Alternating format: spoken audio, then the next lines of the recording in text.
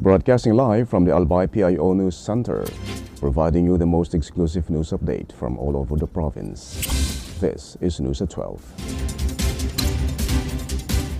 In the local scene, the Department of Agriculture Region 5 reported that Albay has maintained 0 cases of African swine fever. The update was shared during the African swine fever preparedness tabletop exercises held in Legazpi City. The training was led by the Bureau of Animal Industry with support from the Albay Veterinary Office. Officials confirmed that Albay remains classified as a pink zone with no active ASF cases recorded.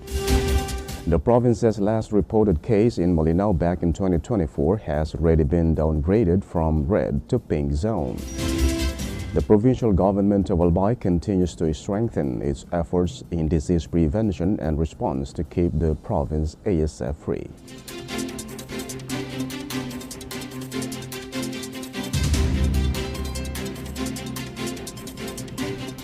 In other story,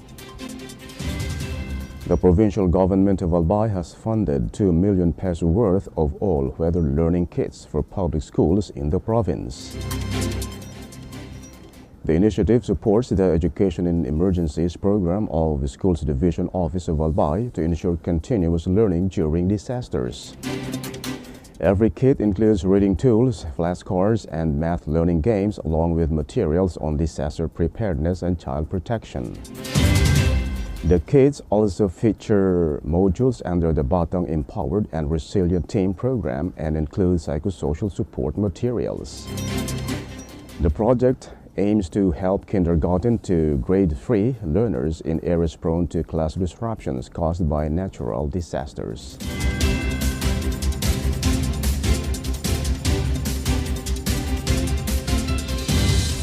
In other news, the Albay Provincial Health Board has approved the implementation of telemedicine across the province.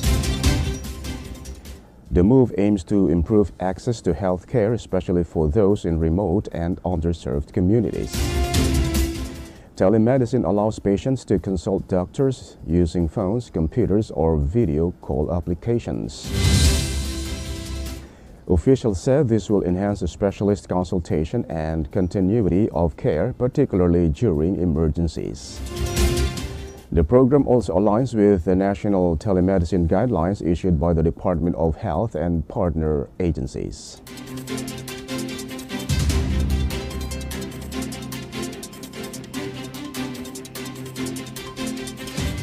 In the national scene,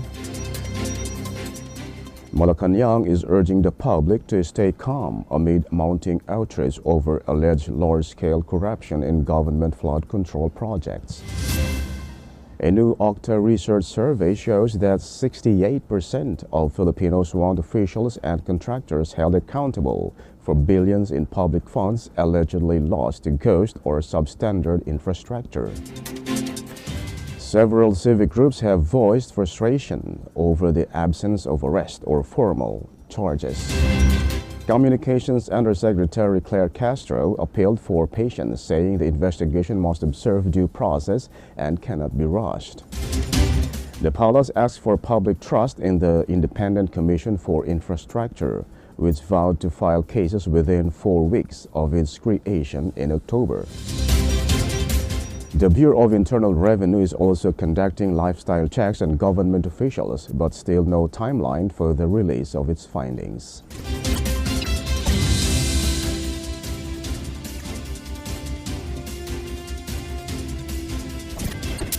In other story, former Senate President Cheese Escudero has formally responded to the Commission on Elections over the 30 million peso campaign donation he received from a government contractor. Comelec officials confirmed that Escudero's legal team filed the manifestation and made a formal appearance at the Commission's office in Manila. The poll body, however, has not yet released details of Escudero's response. Escudero's lawyer, Ramon Isguera, said they fully addressed all inquiries, asserting that the donation was lawful, properly declared, and consistent with campaign regulations. He expressed confidence that the Commission will find no violations. The donation came from Lawrence Lubiano, owner of Center Waste Construction and Development, who said the funds were from his personal finances and unrelated to government contracts. Lubiano's legal counsel also attended a public hearing to submit documents supporting the donation's legality.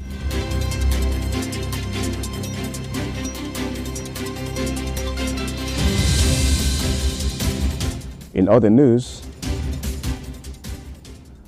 the Office of the Ombudsman has restored easier public access to the statements of assets, liabilities, and net worth of government officials.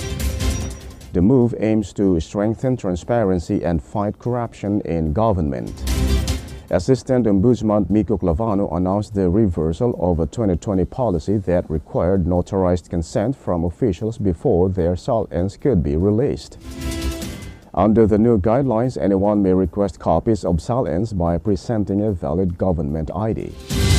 The policy covers SALNs filed by the President, Vice President, local officials, and officers of constitutional commissions.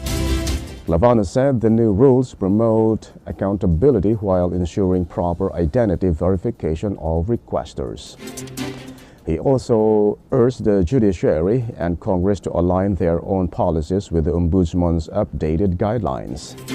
The new memorandum was issued October 14 and will take effect 15 days after publication.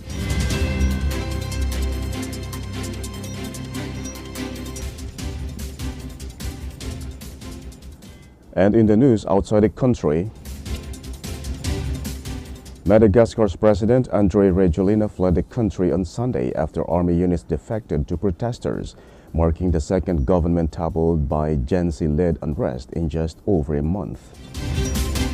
Teteni Rodriana Sulenaiko, opposition leader in parliament, told another news outlet that Rajoelina left Madagascar on Sunday after army units defected and sided with the protesters.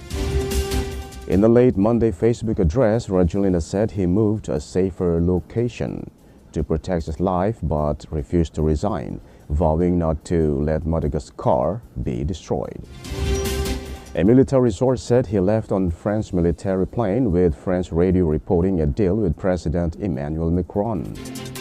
Macron, speaking after a Gaza summit, neither confirmed France's involvement nor accepted the reports, stressing the importance of constitutional order and cautioning against exploitation of youth grievances by military factions.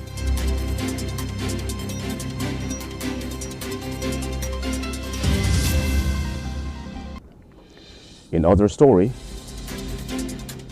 the International Criminal Court has removed Chief Prosecutor Karim Khan from the war crimes proceedings against former President Rodrigo Duterte, citing a potential conflict of interest. This development adds to Khan's recent setbacks, including his earlier decision to step aside in May amid a United Nations-led investigation into allegations of sexual misconduct. His disqualification from the Duterte case, one of the ICC's most prominent ongoing investigations, comes at a time when the court is under increasing pressure, including United States sanctions. Duterte's lawyers asked for Khan's disqualification in August, saying Khan had previously represented the Philippine Commission on Human Rights, which had identified Duterte as a suspect in drug war killings, and argued this made Khan biased. Khan denied any conflict and asked the court to reject the request. But on October 2, the ICC Appeals Chamber ruled that his part involvement could affect his impartiality and disqualified him from the case. The court has not yet released the full decision, and the ICC prosecutor's office has not commented.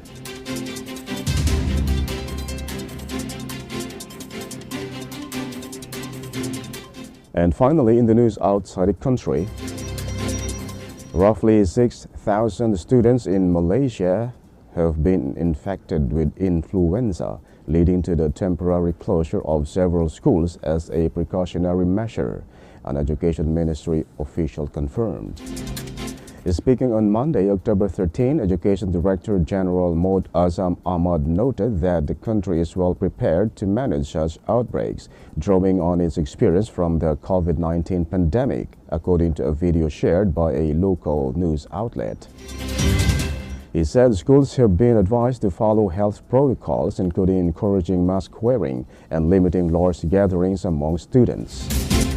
Although he did not mention the exact number of the schools' closures, he confirmed that cases had been identified in multiple regions nationwide. The outbreaks has jumped, with the health ministry reporting 97 clusters across the country last week from just 14 the week before. Most of these outbreaks happened in schools and kindergartens.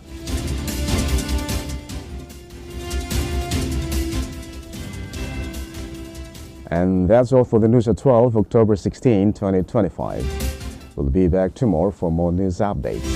Thanks to our news writer, LJ Lorejo and Naomi Ruth Hernandez.